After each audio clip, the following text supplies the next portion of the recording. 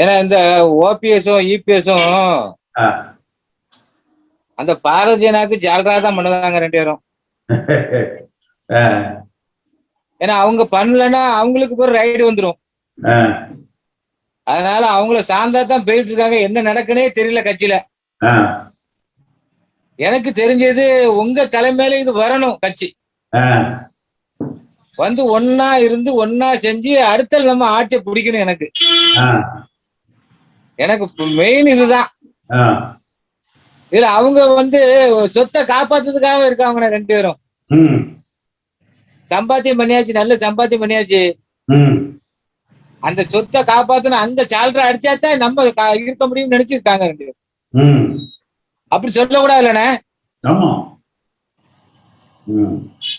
என்ன செய்ய, ஒரு இதுல வந்து நமக்கு ஒரு ஆதாங்கம் இருக்கு. இதுல தலைவரோட ஆதாங்கம் கட்சி இப்படி சீரழிதே நினைக்க ஒரு சூழ்நிலை வருது. ஒரு சாதாரண ஒன்றிய செயலாளர் வந்த மனுஷன் ஏன் சால்ற தொண்டர்களால நீ பாக்கணும். அவ்வளவு வரையும் விட்டுட்டேல, ஆட்சி விட்டுட்டே இல்லண்ணே. எனக்கு வந்து அதே வைத்தச்சலா இருக்க. அதிமுக ஆட்சியை விட்டாச்சே, பூரா கொஞ்சம் ஓட்டுல எல்லா இடமும் தோன்றிருக்கு. அப்போ நம்ம ஒர்க் பண்ணது வேஸ்டா போயிடுச்சுல. அதுல ஒரு பைசா எடுக்காம அவ்வளோத்தையும் ஒர்க் பண்ணோம்னா கட்சிக்கு ஒர்க்கு நல்ல ஓட்டு வாங்கி கொடுத்த நம்ம ஏரியால. ஆனா ஜெயிக்கலனோட சங்கடமா இருக்குல்ல. உழைப்பு பூரா வீணாயிட்டே நினைக்க வேண்டிய சூழ்நிலை வருது எனக்கு. நீங்க இருந்து தலைமையில இருந்து எல்லாத்தையும் ஒருங்கிணைச்சு ஒண்ணு போல இந்த கட்சி மீண்டும் புது பொலிவு பெறணும். இவங்களை பொறுத்த வரைக்கும் 2 பேரும் வந்து அந்த பாரதிய ஜனதா கட்சியை அனுசரித்து அவர்கள் மூலமாக திமுக போடுகிற வழக்கு, மத்திய அரசாங்கத்துல அந்த என்போர்ஸ்மெண்ட் டைரக்டரேட், இடி, சிபிஐ அந்த வழக்குகள், இதுல இவங்க சொத்து சுகங்களை காப்பாற்றிக்கணும்னு தான் நினைக்கிறாங்க. ஒழிய கட்சியை காப்பாற்றணும்னு நினைக்கல.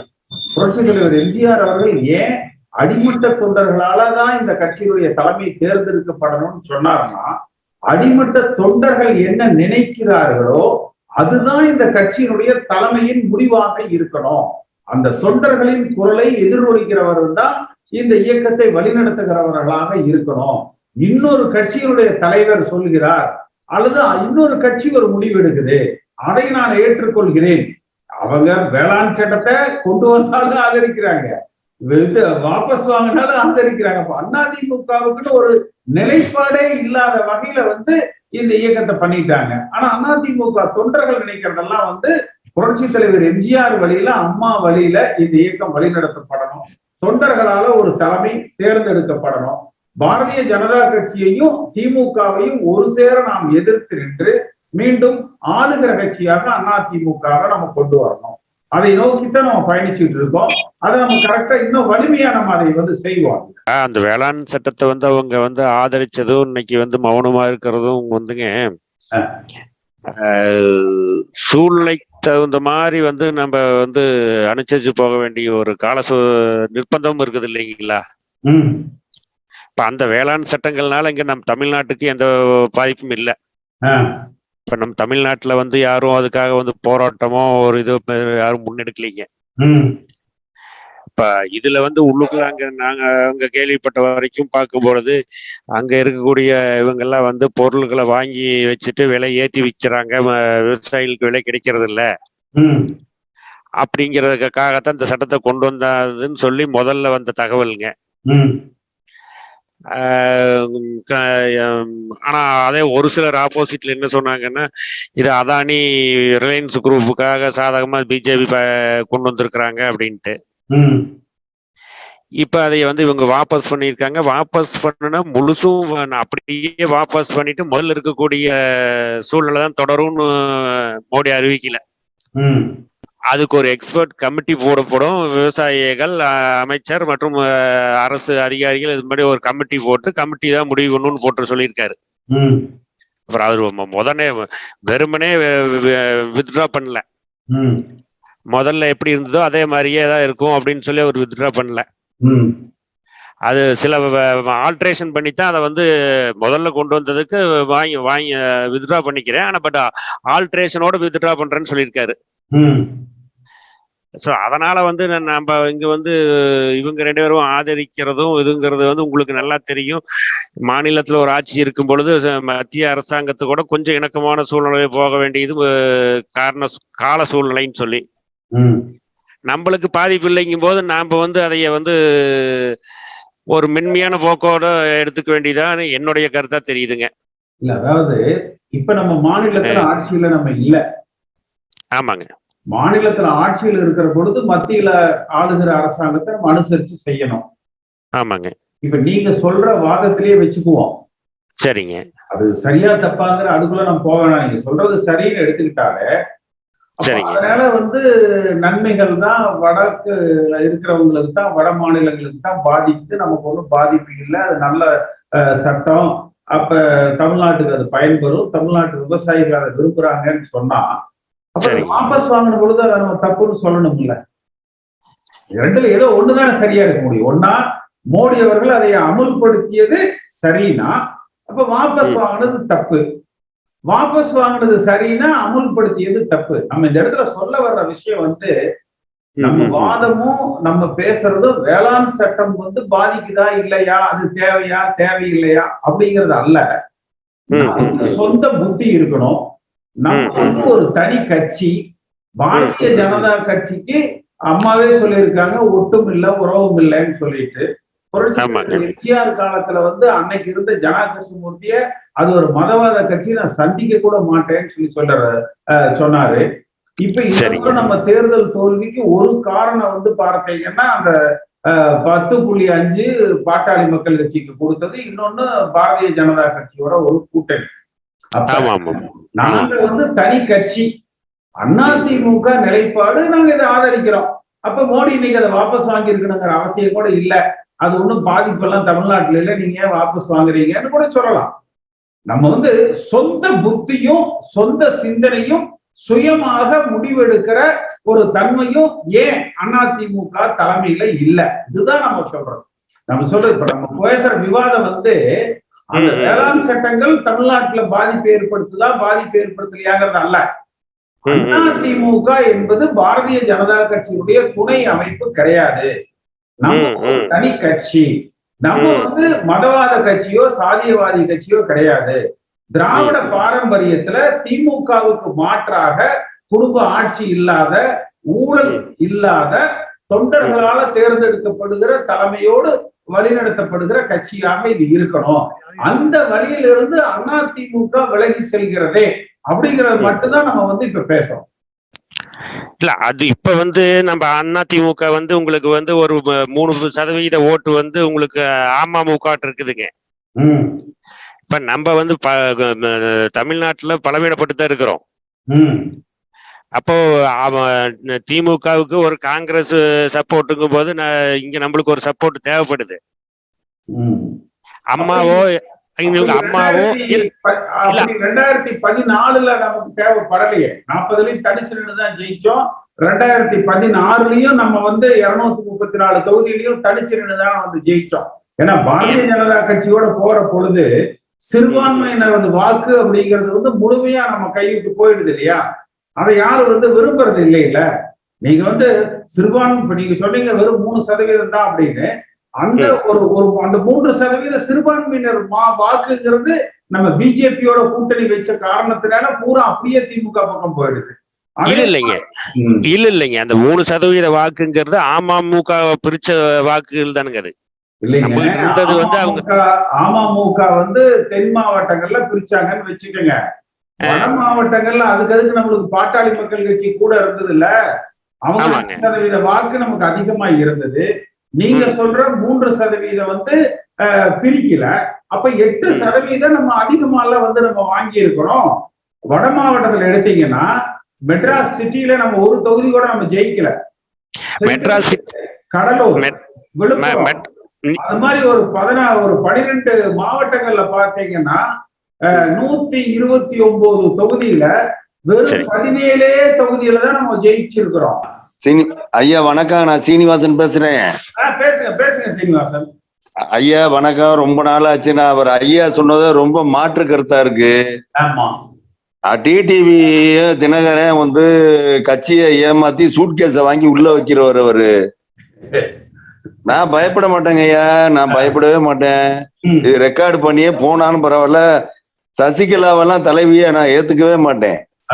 இந்த அதிமுக வந்து எவ்வளவு கஷ்டப்பட்டு எம்ஜிஆர் உருவாக்குனாரு, அத திண்டுக்கல் தேர்தலை எப்படி சந்திச்சாரு, அதுக்கப்புறம் மாயத்தேவரை போட்டு அவர் என்னென்ன கலைஞர் அந்த இடத்துல என்னென்ன தொந்தரவுகளை பண்ணாரு, அதெல்லாம் மீறி பழைய காங்கிரஸ்ல காமராஜ் இறங்கி அங்க ரொம்ப பண்ணி திமுக 3வது இடத்துக்கு போனுச்சு. அங்க ஏன் 3வது இடத்துக்கு போனுச்சுன்னா மக்கள் வெறுப்படைஞ்சு திமுகவை வெறுத்துட்டான். இந்த கட்சி மக்களுக்கான கட்சியே இல்ல, அதிமுக தான் மக்களுக்கான கட்சின்னு நமக்கு முத்திரை கொடுத்தான். அதுக்கப்புறம் ஜெயலலிதா அம்மா அதை கையில எடுத்ததுக்கு அப்புறம் ஜாஜேன்னு ஒரு இதே மாதிரி இக்கட்டான சூழ்நிலையை உருவாக்குனாங்க. அப்பவும் ஜெயலலிதா அம்மா ரொம்ப தலையீடு பண்ணி அவங்க ரொம்ப போராடி திருநாவுக்கரசை விலக்கி விட்டாங்க. யாரு சதி திட்டம் போடுறாங்களோ அவங்க எல்லாம் விரட்டிடுவாங்க அம்மா. அம்மா வந்து அதே சமயத்துல சசிகலாவும் தன்னை விட மீறி உள்ள ஆளுகள்லாம் இருந்தா நம்மளை அடைக்கிடுவாங்கன்னு திருநாவுக்கரசை விரட்டி விட்டுச்சு, அப்புறம் நெடுஞ்செழியனை விரட்டி விட்டுச்சு, எல்லாத்தையும் விரட்டி விட்டுச்சு. அம்மா ஸ்ட்ராங்கா இருந்து மக்களுக்கு நமக்கு நேரடி தொடர்பு வேணும், ஆனா அதே சமயத்துல நம்ம சசிகலா நமக்கு துணையா இருக்கிறாங்க அப்படிங்கிற கணக்குலதான் சசிகலா வச்சுக்கிட்டாங்க. சசிகலா வந்து பொட்டிய ரொப்பி நீங்க மந்திரி ஆயிருந்தீங்கன்னா உங்கள்ட்ட இவ்வளவு வேலையை பண்ணி கொடுங்க, அவரை வேலை பண்ணி கொடுங்கன்னு இது மறைமுக ஆர்டரை பண்ணிக்கிட்டே இருக்கிறதா வேலை. இவங்க 35 பேரை கெட்டவங்க எல்லாம் கிடையாது, உங்களை கெட்டவங்களை ஆக்குனதே அந்த அம்மா தான். அவங்க 100 ரூபாய் சம்பாரிச்சுக்க அம்மா சொல்லியிருக்காங்க, கட்சியை வளங்க, கட்சியில உள்ள ஆளுக்கு செலவு பண்ணுங்க, 100 ரூபாய் சம்பாரிச்சுக்கங்கன்னா அத இந்த அம்மா என்ன பண்ணிருச்சு, 1 லட்சம் ரூபாய் சம்பாரிச்சுக்கங்கடா, நீங்க எனக்கு 50 லட்சத்தை கொண்டு வந்து கொடுங்க, 1 லட்சம் ரூபாய் சம்பாதிங்க, எனக்கு 50,000 கொண்டு வந்து கொடுங்க, 70,000 கொண்டு வந்து கொடுங்க, 30% நீங்க எடுத்துங்க அப்படின்னாங்க. இது மாதிரிதான் மணல்ல அவங்களே டைரக்டா இறங்கி பண்ணாங்க. சேகர் ரெட்டி கிட்ட இவங்களே காசு வாங்கிட்டாங்க, ஒரு வைகுந்தன்ட்ட காசு வாங்கிட்டாங்க. எல்லாமே பொட்டியை வாங்கி ரொப்பிக்கிட்டு ஒரு அனாவசியமான கம்பெனிகளை உருவாக்கி அத ஆடிட்டுக்கு விடாம ப்ராப்பர் சிஎஸ்டி லைசன்ஸ் வாங்காம, ஐயா கேக்குறீங்களா? சொல்லுங்க. எல்லாமே பண்ணாங்க அவங்க. போலியான கம்பெனி, போலியான எனக்கு நான் வந்து பெங்களூர்ல 3 நாள் தூங்காம என் பெத்த தாயை கூட செத்து போனது கூட நான் வந்து முழிச்சிருக்கல. அந்த அம்மாவுக்காக நான் முழிச்சுக்கிட்டே இருந்தேன். எப்ப ஹெலிகாப்டர் பறந்துச்சோ அப்ப ஓன்னு அழுதேன். அதுக்கப்புறம் செம்மலை என்னைய வந்து நல்லா இருக்கீங்களான்னாரு. அண்ணே வாங்கண்ணே உங்களை கூட்டி போறேன்னு சொல்லிட்டு நேரா உள்ள போய் கோர்ட்டுக்குள்ள போய் கொடிய அவுத்தாங்க. இந்த மாதிரி அவமானங்கள்லாம் பட்டு இந்த குடும்பத்துக்குள்ள இன்னமும் அதிமுக போய் அந்த பொட்டி பாம்பா அடங்கணுமா? திருப்பி அவங்களுக்கு நம்ம வந்து மாமூல் கட்டிக்கிட்டு இருக்கணுமா? ஒரு பக்கம் வந்து நம்ம இவர் உண்மையானவங்கன்னு காமிக்கிறத விட நம்மளும் உண்மையானவங்கன்னு காமிக்கணும். நான்லாம் கட்சியில சம்பாதிச்சாலும் கிடையாது, நீங்க எல்லாம் கிடையாது. நீங்க எல்லாம் கடவுளே உங்களுக்கு வந்த எம்பி ஃபண்ட் சம்பளத்தை வச்சுக்கிட்டு நீங்க வாழ்ந்துறீங்க. ஏதாவது தொழில் பண்ணா தொழிலோட இருப்பீங்க. நீங்க வந்து லஞ்ச லாவணியத்துல சம்பாதிக்காத ஆளுங்கிறதெல்லாம் உங்களை எனக்கு ரொம்ப பிடிக்கும். என்ன அண்ணே, உண்மையானே அது அது மாதிரி உள்ள ஆட்களுக்கு வந்து என்னைக்கு மரியாதை உண்டுனே. இது மாதிரி ஒரு 10 பேர் கிளம்பி கட்சியை நாங்க தான் உருவாக்கணும், நாங்க தான் பண்ணணும். நீங்க எப்ப எம்ஜிஆர் கிட்ட பழகினீங்க, எப்ப ஜெயலலிதா அம்மா கிட்ட பழகினீங்க, எவ்வளவு சீனியர் நீங்க. நீ உங்களெல்லாம் விட்டுக்கிட்டு அவங்கெல்லாம் கட்சியை தானே அப்படியே நடத்துறதுக்கெல்லாம் விடக்கூடாதுன்னு. டிடிவி எல்லாம் ஒரு சீனியரானே, அவரு வந்து சசிகலாவுக்கு டிரைவர்னு, அம்மாவை கூட்டிட்டு போறதுக்கு டிரைவர்னு. அப்ப அம்மா வந்து எம்பியா இருந்தாங்க. அப்ப இவருக்கு 25 வயசு, காலேஜ முடிக்காம பெங்களூர்லயும் முடிக்காம அங்கேயும் முடிக்காம இங்கேருந்து வந்துட்டு கார் எடுத்துட்டு போய் ஏர்போர்ட்ல விடுவாராம். திருப்பி இவங்க எல்லாம் புதுக்கோட்டையில இங்க இருந்தாங்கன்னு. சசிகலாவும் அவங்க அக்கா அவர் பேர் என்ன சுதாகர் இங்கதான் சைக்கிள் ஓட்டிக்கிட்டு தெரிஞ்சாப்புல. அந்த வீடியோவா இருந்தாரு, அவர் பேர் என்னமோ அவனி தானே நம்ம ஒரு அவரு சுந்தரவதன் இல்ல, அது ஒரு அக்கா வீட்டுக்காரரு. இன்னொருத்தர் இருந்தாரு. அவங்க குடும்ப பிரச்சனை, அதாவது இல்ல குடும்ப நான் தாக்கல் பண்ணல. அவங்க எல்லாம் எளிமையா சாதாரணமா இருந்தாங்க, கஷ்டப்பட்டுக்கிட்டு இருந்தாங்க. அம்மாவோட ஆனா இதை மட்டும் சொல்லிடுறேன், அம்மாவோட தைரியத்துல சம்பாரிச்சுட்டாங்கன்னு, சம்பாரிச்சுட்டு நல்லா இருந்துட்டு போறாங்க. நம்ம 100 ரூபா கூட கேட்கல. ஆனா கட்சியில தலையீடு பண்ணாங்கன்னா அம்மாவுக்கு ஈக்குவலா இவங்க பெண்கள் இடத்துல இவங்க ஒரு ஓட்டு வாங்க முடியாது. நம்ம அதாவது பெண்கள் இடத்துல ஒரு ஓட்டு வாங்க முடியாது. சசிகலாவெல்லாம் சேர்த்துட்டாங்க. அதை மட்டும் மனசுல வச்சுக்கோங்க. அது என்னுடைய தாழ்ந்த கோரிக்கை. அடியேன் ஒரு அதிமுக தொண்டரா நினைச்சுக்கோங்க. நான் அம்மா பேரவையில இருக்கிறேன், இருந்தாலும் அண்ணன் வந்து நினைச்சுக்கிட்டு பண்ணுங்க. அதாவது